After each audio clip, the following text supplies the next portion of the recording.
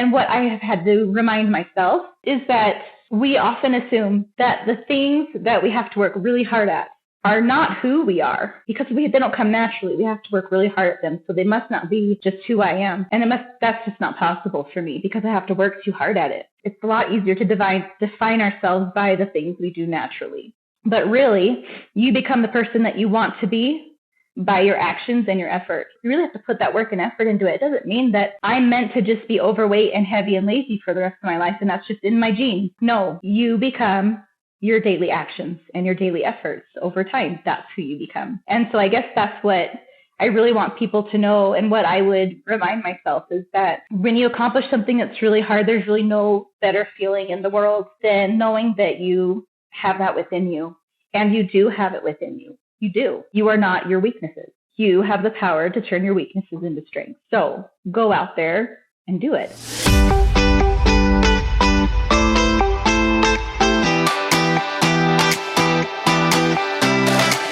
Hey there, my friend, and welcome to another episode here on the Fit Mother Project podcast. This is Dr. Anthony Balduzzi, your host and the founder here at the Fit Mother Project.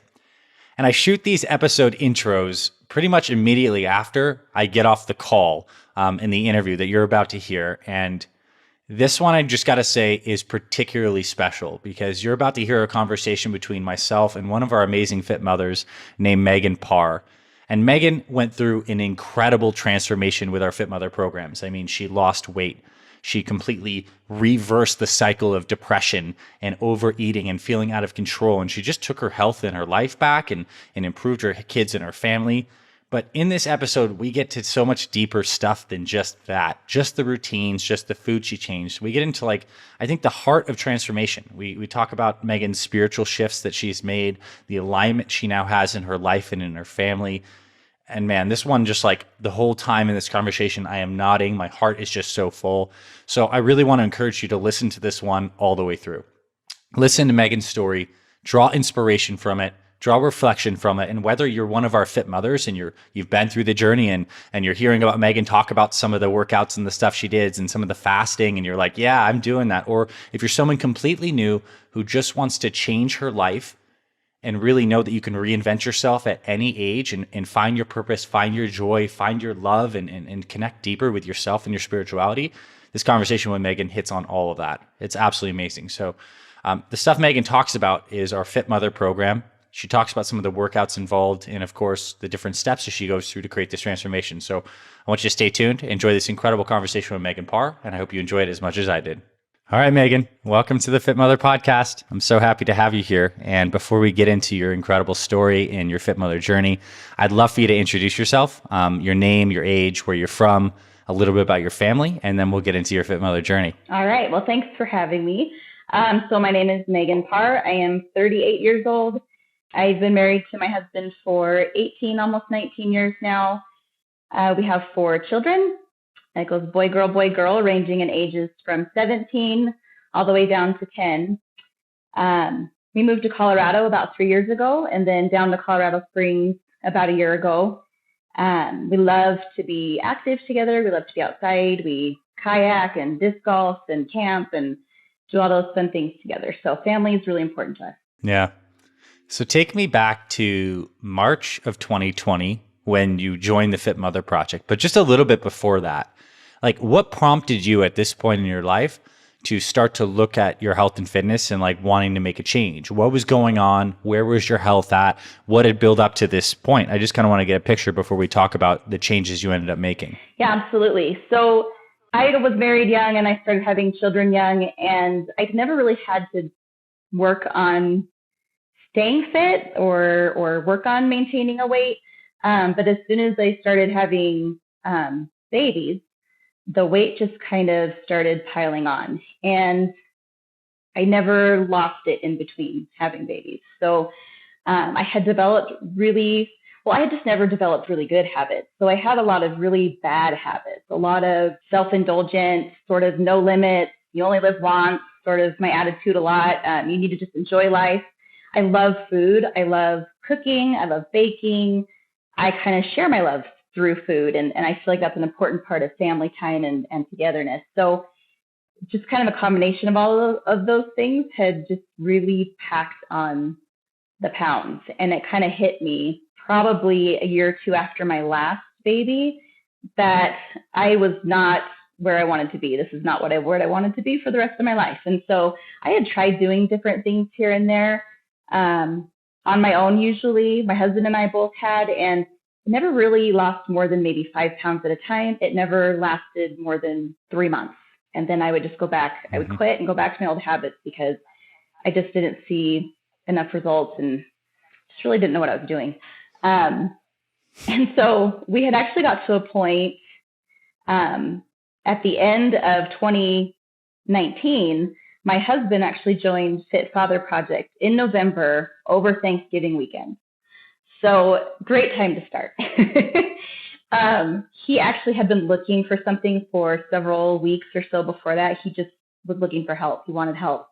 And found Fit Father Project and said, would you look over this? I just want you to take a look at this and tell me what you think. And we were reading over it and I was like, this makes so much sense. This is amazing. This makes sense. Go for it. It wasn't for me though. You go for it. And so he did, and he had incredible results and quite quickly. And so I had actually reached out to a gal who works with a different program at that point because she'd had some really great results too. And I talked to her about it. But the program she described to me just really didn't jive. It did not, it was very expensive. It was like $150 a month just for me. It was going to provide some food for you and some things that I wanted to learn by myself. I wanted to know what I was doing. I wanted to be given education skills to know what to do for myself. I didn't want someone to tell me what to do for the rest of my life. And so I had just got to this really low point of feeling pretty hopeless myself, that nothing was going to work for me, that it works for my husband, but that's because men always lose really fast and women don't. So I thought, yeah, that's great for him. I had actually signed up. I ran a 5K toward the end of that year, trying to kind of jumpstart myself. And I'll never forget, I went walking. We went to go purchase some running shoes, and I saw myself in a window, and I thought, who is that person? That cannot be me. And how is that person going to go run a 5K? And I have a sister who's very fit, was a personal trainer for a while, and I ran the 5K with her, and I've never been more embarrassed. I did it. I finished it, but I kind of was trapped in this place of comparison and just stuck and unhappy and feeling like there was nothing that I could do. I was just stuck. And my husband said, guess what? I can gift you the Fit Mother Project for 30 days. Do you want to try it? And I had really reached my end point where I couldn't fit in my life jacket anymore. I didn't have the endurance that I used to have. I couldn't keep up with my family on hikes anymore. I was always in the back, had to take lots of rests, couldn't do the things that I wanted to do anymore. And that really hit me hard. And I thought, anything is worth trying at this point. So that's when I signed up for the Fit Mother Project. Man, I feel all of that. And so you sign up in March of 2020. What's it like for you as you get into the Fit Mother program area? And certainly this is a program that's all about self-empowerment and plenty of studying. So you have a meal plan, you have a workout to start reviewing. What does the beginning phase of your journey look like in terms of starting to build that initial momentum and kind of learn the plan and the structure? Yeah, so I was really lucky that my husband had been doing Fit Father Project and that he was a support. He was a major support to me. And the fact that we could plan our meals together was exciting. He was cooking more. I've always done all the cooking, but he had started cooking so that he could eat the food that he knew he needed to be eating. And so we kind of started sharing that responsibility, which was really fun, actually. And we find that we really enjoy food prepping together, that it kind of, I don't know, it's almost like a date night, sort of. It's a lot of work, but it's kind of fun to just be in the kitchen together. And so really, it was really great that we had meal plan, some recipes to sort of lean on that first month, because that really helped sort of ease me into it. But really in my mind, something just clicked. When I wrote that, my mission statement, it was very eye-opening. Like you really have, it's taking a real honest look at yourself in the mirror when you write that mission statement, if you're honest with yourself about it and you allow yourself to really be vulnerable in that. It takes you to this place of almost desperation. Like, I'm doing this. I just started working out. I just put the shoulder to the wheel and to the grindstone and just said, I'm going to start these workouts. And my husband, I remember he said, you might want to start the Apex 10 with no weight or 5 pounds. I'm like, no, that's way too low. And he's like, no, I'm serious. And sure enough, I started with 5 and ended up dropping to like no weight because it was really challenging. But my kids were there watching me, which was a big motivation. They would sit there and watch me do the workout, and nothing pushes you to get through to the end of the workout like having your children watching you. And your husband there cheering you on. So we were meal prepping together. We started taking walks every night together. And I just made time. I made time for what needed to be done. You're busy, 4 kids. When did you start making time? I mean, to be able to start to exercise requires a couple of things. One, you get to this point where enough's enough through the mission statement, where you have some intrinsic fire. You're like, I need to make a serious change. But then 2, you actually have to start to make some time. You need to start scheduling things, which often means doing things differently, either in the morning or the evening or the afternoon. So what started to work for you? When were you making this kind of like sacred time in your busy schedule for moving your body and exercising? Yeah. So in the beginning, that's a very good point. And actually, I kind of want to step back a little bit to before this Fit Mother project. I struggled with depression, and I struggled with just a lot of negative self-belief and self-talk. And so, allowing yourself a little bit of time, a little bit of a break is fine, a day or 2 or whatever you need to be restful and kind of rejuvenate and refresh yourself.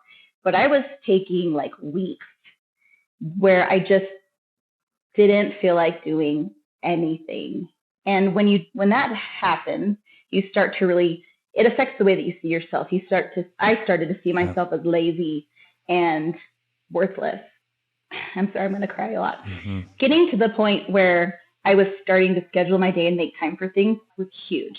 That was huge for me because that was never a possibility in the past.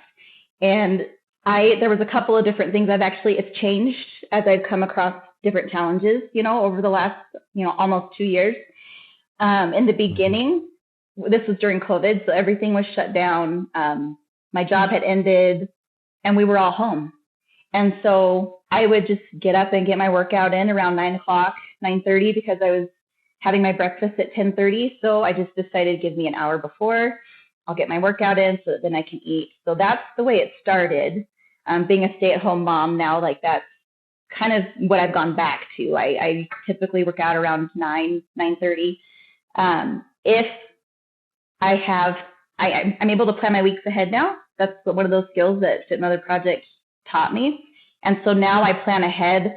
And like this morning, I was up at 6:30 because I knew I had an appointment and then I had this. So I got my workout done earlier. Never, ever would I ever have thought I'd get out of bed at 6:30 in the morning, ever. Which is so fantastic because before it was just so difficult just to drag myself out of bed to say goodbye to the kids in the morning and get their lunches done and get them out the door. So they're seeing mom in her pajamas struggling to get out of bed to get them ready and out the door. Well, now mom's up and moving and before they are, sometimes. So there was one point where I had a job where I had to wake up. I had to start at 6:00 in the morning. And I thought, what am I going to do? Because I have to get those workouts in. Like, this is no compromise. Like, I have to. And I woke up at 4:30 every morning to get my workout in, to start work at 6:00. That never, ever was that something. I'm sure I shocked the world when I did that because 4:30 is a rough hour. It's dark outside, but I just was really determined. And I had seen so much growth that there was no way I was going to give it up. So, and I love it and it makes me feel good. So I've kind of been lucky enough to be flexible in how I schedule, but mornings are my top priorities. And it's really mornings have become a joy Like they've become Yeah. my favorite time of day, where they used to be the worst time of day. I track with all of that. I mean, that is incredible.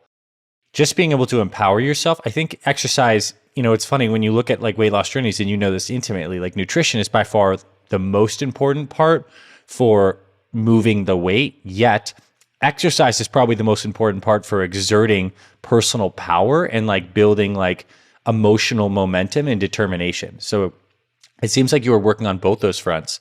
Now, what did you do for your nutrition in the day? What worked for you in terms of like making some go-to standardized meals for like your first meal at 10:30 or stuff you had for lunch and dinners for your family? I'd like to talk a little bit about nutrition and then we'll keep on going. Yeah, absolutely. So breakfast shake has always been my go-to breakfast. It's just easy. It's a no-brainer. And when you start your day out making good choices, the rest just kind of follows. Like you don't want to mess that up. You really have no desire. I haven't felt like when I start my day out right in the morning, then I really don't want any of the junk later in the day. Food is powerful. It's amazing. And so the breakfast shakes have always been my go-to. Every now and then, when I just don't feel like drinking my breakfast, I'll have eggs, or like we will make like egg cups with lots of veggies in them and egg whites. And those are really quick and easy in the morning, and they store well. And then we just use the perfect plate. So we would prepare a bunch of proteins and veggies and healthy carbs and literally just put one together and go. Now we don't food prep as often now, just because I feel like our whole shopping has changed. Like what I have in my fridge and my pantry has changed so drastically and has become a habit that I feel like we just have a lot of quick, good things to grab easily now. Like I don't have to prep quite as much. If I'm going to have a really busy week, I do. But I was eating my breakfast at 10, or I still do eat my breakfast at 10:30, and then I have a healthy lunch at 2:30, and then we eat dinner about 6:30, between 6:30 and 7 when my husband gets home. So nice. Yeah, with the kids it was a little more difficult because they're older. I have much older children. They're in the stages of teenagehood. And so we do try to, like, once a week, I just have some of their favorite foods, and I just prepare that for them. And a lot of times I won't eat it. We'll go out, my husband and I will go out and eat and they can sit at home and have their macaroni and cheese and whatever it is, that I just don't really care for anymore, which has been surprising. My tastes have totally changed. Or we try to kind of do a lot of meals that are like build your own, so that there's lots of healthy options out there, but there's still something, the kids can still put their cheese on their taco bowl. I'll use my queso fresco or whatever it is, but so that because I want them to remember, I want them to have good memories at home now, but still be teaching them healthy choices. So it's been kind of the balance between the two. Yeah, I think you shared, like, there was a lot of very subtle wisdom in the stuff you just shared. I want to like highlight a couple points. One, it's in the beginning when you're starting these journeys and you're building momentum, like you really lean into the structure and you be like very regimented with it, because that builds you momentum and it gets you results. It just like works.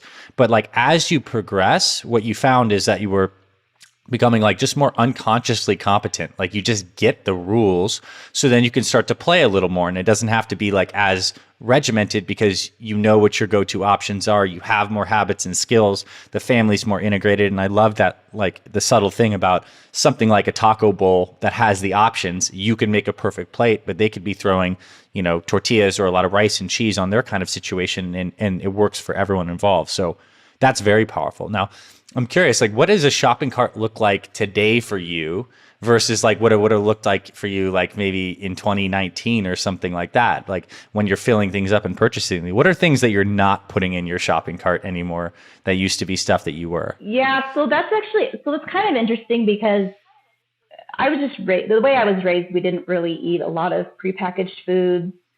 And so I didn't have a ton of that. I used a lot of veggies and fruits in my cart before, but never as much as I have in there now. My cart is loaded from the produce section.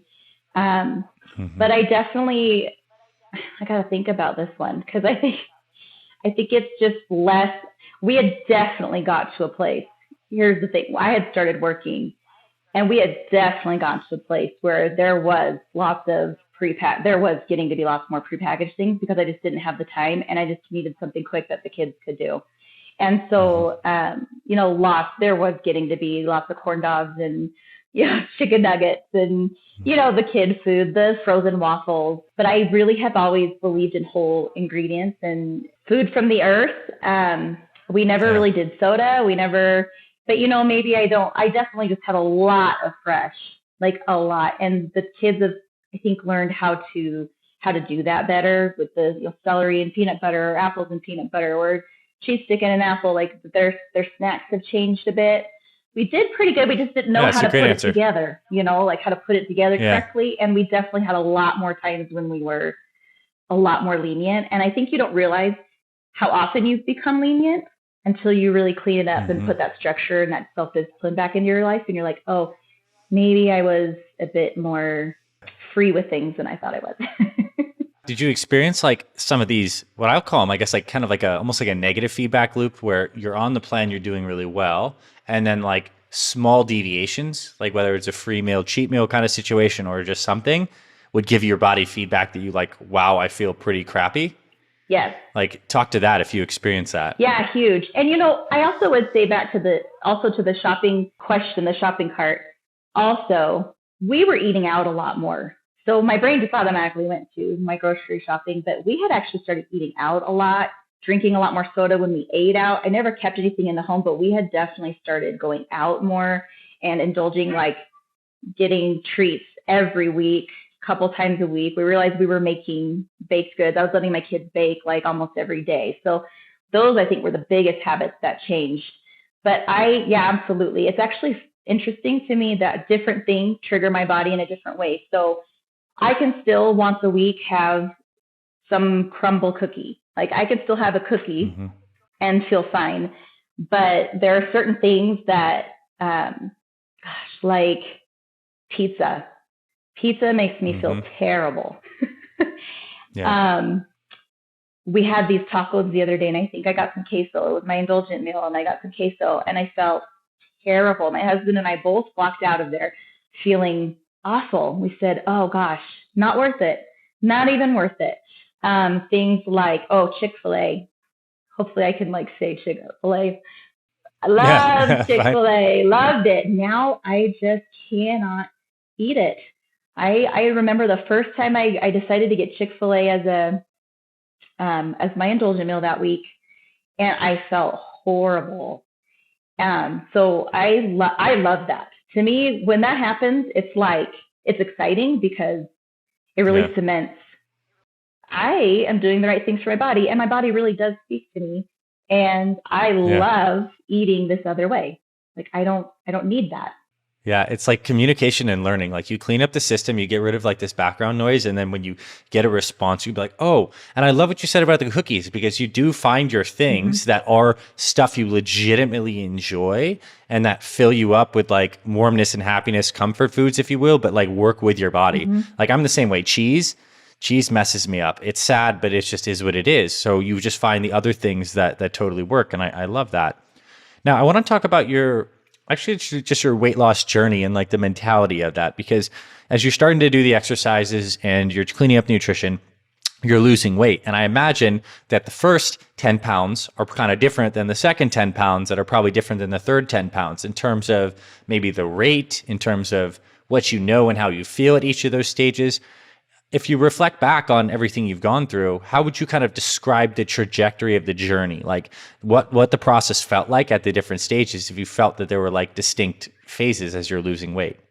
So I was a very consistent 5 pound a month loser. And my body was so stubborn in that it would only drop after a fast, after a 24-hour fast day. Then it would drop down and it would maintain that for the rest of the week. And then it wouldn't drop down again until I fasted the next week. Once we started the fast. In the beginning, it was fine, 5 pounds a month. Thank goodness for this Facebook group the support group, because I remember seeing some people who were just dropping so much weight so fast and thinking, oh, like, why is mine so slow?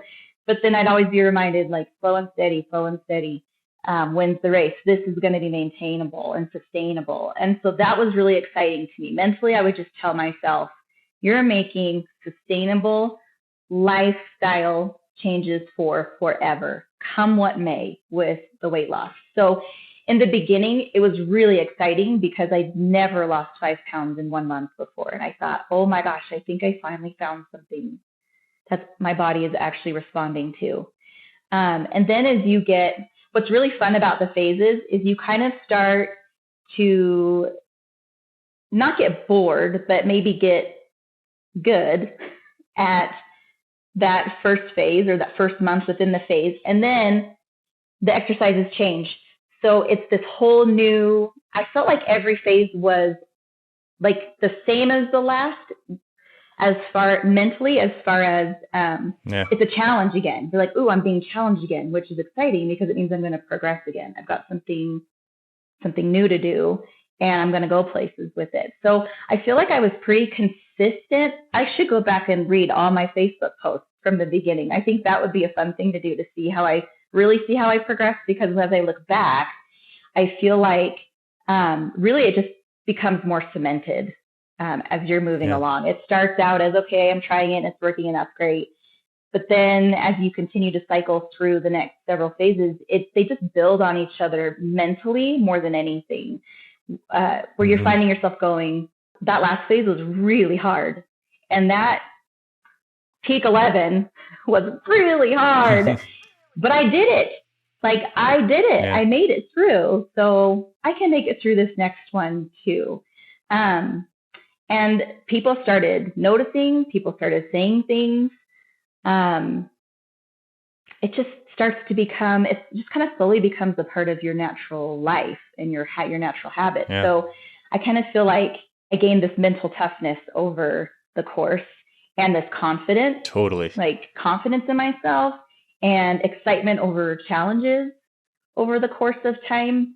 And I learned I would hit roadblocks, but I learned how to get around them. And the Q&As in the Facebook groups are fantastic for that, because you just continually have support, and you continually have people that are helping you troubleshoot and try new things, and people are posting new recipes and what's worked for them when they hit a stall out. It's so personable, and so I feel like it really was a transformative process, not just physically. I really feel like for me, the biggest and most important transformation happened within myself, within my own mind. And I don't know if that answers your question. Well, I'm just, oh, it totally does. 100%. I mean, I'm just thinking about the version of Megan that like had trouble getting out of bed and like would have weeks of effectively, right, depression and just like lethargy, to the Megan now that is seeking out challenges because she feels activated and is just kind of like glowing with life and vitality. I mean, that's better than any amount of like scale weight loss, right? Yep. But it all comes as one big package. Now, were there any like particular non-scale victories that were really meaningful for you? So for those who are listening in the program, we talked about these NSVs. Like, we like to track weight because it's a good thing to just keep tabs on and see how your body's progressing. But the NSVs are maybe comments that people say, fitting into a new type of clothing. Was there anything around like maybe clothing, shopping, or things that friends or family said that really were meaningful to you along your journey?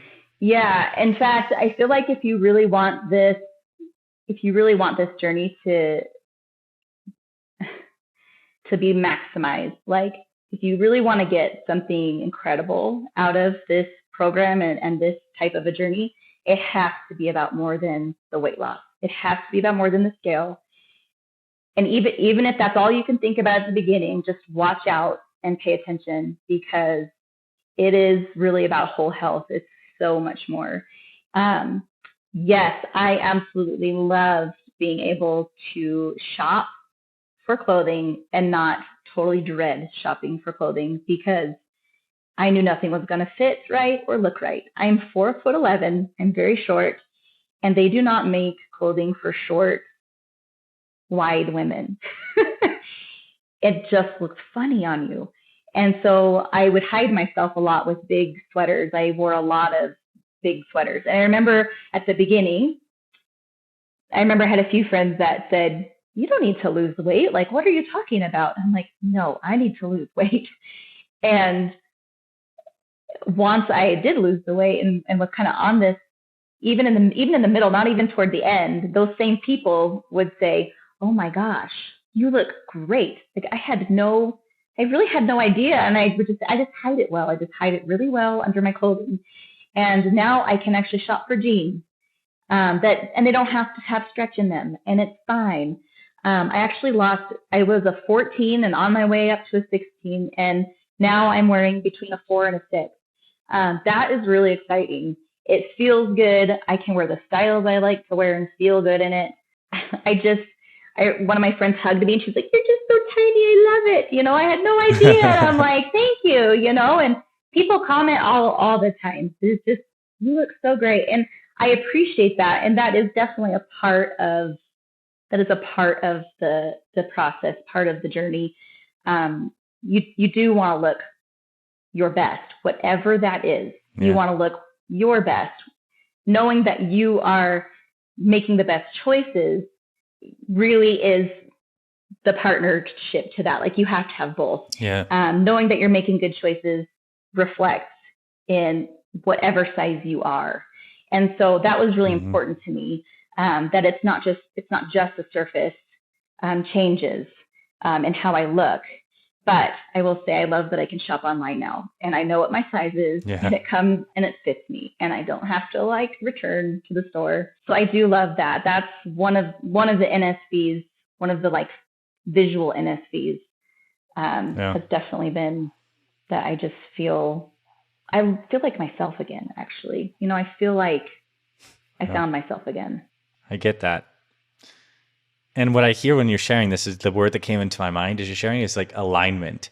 And the reason that word came to my mind is because it's your internal decisions and new self-worth and power is aligning with your decisions. That's aligning with this new external reality in terms of how your body shaped and looked. And it's everything's aligned. And I feel like when we feel like we're in integrity and aligned in this way, we just feel amazing. We feel like we're flourishing. And for me, this is kind of where this journey becomes immediately a spiritual practice as much as a physical, mental, and emotional one. Did you ever view things in that way for you? Oh, huge. So I'm so glad you brought that up, because that is really what gets me excited to talk about. In the beginning of all of this, I have always really believed that our bodies are gifts, and that we should treat them well, and that I believe that everything has some sort of rules or structure within itself that it has to live by in order to fill the measure of its creation. You look at the flowers or the sky or the trees, all of those things live by laws to be natural laws. To be the best thing that they can be. And it's really the same for us as people with bodies, that as we do the best for our bodies, we really can live our best lives and be our best selves and really grow and progress and learn, which is really what we want to do. I don't like staying still and staying stagnant. The best thing is finding out that you really can accomplish things you want to do, and you have more growing and more just more progress coming your way, right? I want to progress. Yeah. So in the beginning, I really paid attention and actually asked for help. I believe in God, and I ask God for help because I want to be a better vehicle. I want to be there for my children. I want to be a better mother, a better partner to my husband. I want to be a better community member. And my body is holding me back. All of the choices that I was making before were taking away from my life. They were not adding to it. And so this whole idea that what Fit Mother gave me was a structure to work within, and was these guidelines. And a lot of the times people see that as restricting, but really it's not a restriction at all. When you live within certain laws for your body, it's freedom. It's really freeing, and it adds to your life, and it allows you to go out and accomplish and really increase your joy. And so it's definitely been a very, very big spiritual journey for me, in that I had a lot of negative self-talk before and did not feel good about myself. And that affected my relationships with my husband and with my family and with my friends. And once I flipped that around and was taking care of myself, my relationships became better. My relationship with my husband has really been strengthened quite a lot. And it's not because of the way we look. It's because of the choices that we're making. It's because we're taking care of ourselves, and that feels good. And so I just feel like that really was probably the biggest part of my whole journey, was just this taking care of yourself. These are the fruits of that, of taking care of yourself. And I feel like I can really do all the things I want to do. I was like, perfectly said. I mean, I'm just like going to probably have a headache from nodding this entire time. And what I think is really cool about this, having had the opportunity to observe so many of these journeys, is it starts out personal. You want to get your power back. You want to become in choice and in alignment and clean the life up. And as a very natural byproduct of doing this and living within these kind of laws we've talked about, and then you start to flourish, and then more joy and love becomes a part of your being. And then you go out into the world without doing anything different than what you were normally doing. You're spreading love and joy. And it becomes a service. Your very nature of being becomes a service to, truly, in my opinion, to bless others. And I think that is just like, wow. Like, imagine if we keep on doing this and we get, another 10%, 20%, 30% of people doing this, like how the world will change. Like the amount of love and relationships you now share. It's like, I really see you as like, you're shining. Like when I saw some of your before pictures, like you can just feel where Megan before was like at, versus like the kind of glow that you experience now as a byproduct of everything we've just talked about. It's so beautiful. It's weighted, it really right? is. Like I look at those pictures and I see a weight that I'm bearing that I don't even know heaviness. that I'm bearing. Mm-hmm. Yeah. And I feel like when you treat yourself well, like really, truly well, like the way that you should be, you come to see your value and your worth, because it's just this natural connection between making good choices and loving yourself. Like I was making poor choices before, and I just couldn't, I knew that it was affecting me in a negative way. And so no matter what size I was, as long as I was making good choices, I really started to see my value. The value is always there. It never changes. It's just our ability to see it changes. And that really happens by consistent positive action. So I think that was really important for me to see my value and my worth so that I can help others see the same. So well said. Now I want to wrap this up with a couple more questions. First one is, for you, what does it mean to be a fit mother? What does that word mean to you, fit mother? Well, initially I always picture like muscles and looking good. That's the first thing that goes into my mind. But no, I think a fit mother, to me, I feel a unity. When I think of a Fit Mother Project, I feel this unity and empowerment with other, not just women, but kind of, as a woman, we're creators, and that's just in our natural instinct, and we have a power to empower. And we're oftentimes, not always, but oftentimes we're in the home raising our children, and we just have this power to really affect our community and to affect our homes and to affect those around us, our spouses, our friends, our whoever it is. We really have a power to do that. And so I feel like as a fit mother, I really feel like I'm joining hands with all the other fit mothers in the world and fit fathers to just create a better world, starting within our homes first. And that's what I see. I see women who are people who are making good choices and giving that to the next generation and really helping them see their worth and their value and that there's endless possibility. Like you can do and be whoever you want to be. I've always hated that saying, but it really is true in both big and small ways. Yeah. Yeah, it's certainly true once you're on the other side of having reinvented, right? And the visual I got when you were sharing that is like the idea of like in the body, this body seems like it's one thing, but it's just all these cells, right?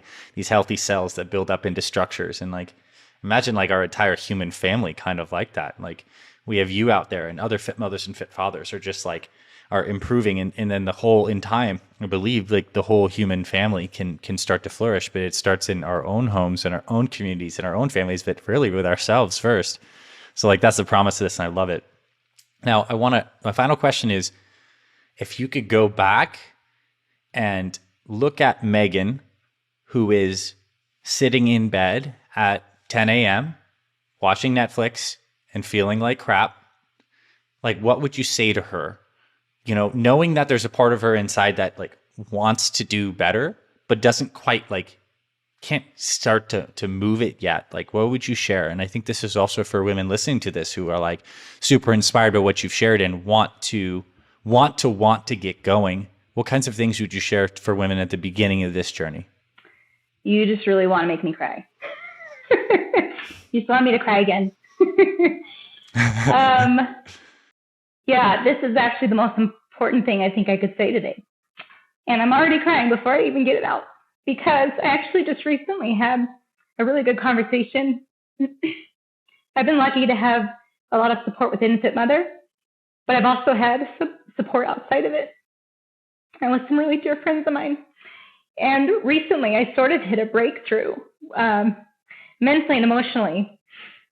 I was talking to my friends about some of the things that I wanted to accomplish still, that I have new goals and I really want to accomplish them. And she said, but I was kind of worried about being able to do it. And she said, she was, Megan, you're already an athlete. She's like, you're an athlete. Nobody goes out and you're not working out in your garage right now doing an MRT just because you care about your health. She's like, you're doing it because you're an athlete. And she's like, you're already there. You can now go out and do whatever. And it really made me, I promise I'm getting around to the question. It hit a wall that I had inside that I didn't know was still there. And that wall came crumbling down. That I still saw myself as that person. Nearly 2 years ago, I still saw myself as that person. And she's sitting here telling me, no, you're not that person anymore. You're not. And I really did see myself as, I was never, growing up, I was not fat, but I saw myself as the fat one in the family because I have 4 sisters and they're all built, I'm built very differently than the rest of them. And so I just have always seen myself in this one light. And that's, I'm the heavy one. I'm the self-indulgent one. I'm the one who cooks real fattening, and I'm the one that's just stuck and I'll never make it.